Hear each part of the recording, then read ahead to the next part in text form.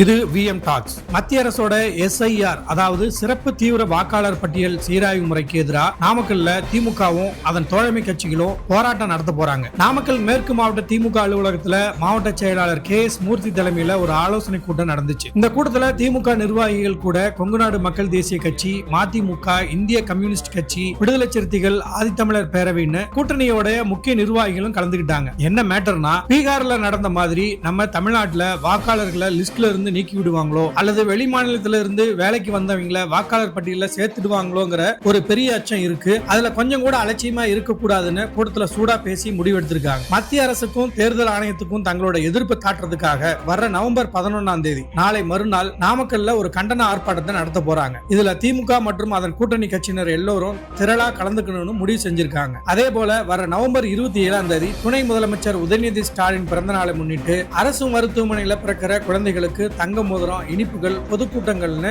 பிரமாண்டமா கொண்டாடவும் தீர்மானம் போட்டிருக்காங்க. தொடர்ந்து நம்ம திருச்செங்கோடு அப்டேட்களை தெரிந்து கொள்ள விஎம் டாக் சேனலை லைக் பண்ணுங்க, ஷேர் பண்ணுங்க, கமெண்ட் பண்ணுங்க.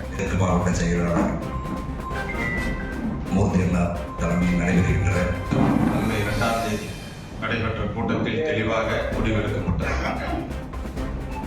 நாம் இங்கு அமர்ந்திருப்பது கூட்டத்தினுடைய தலைவர், திராவிட முன்னேற்ற கழகத்தினுடைய மாவட்ட கழகத்தினுடைய அவைத்தலைவர் அவர்கள் நிகழ்வுகளில் நடத்த மாவட்ட கழக செயலாளர் உள்ளிட்ட கூட்டணி கட்சி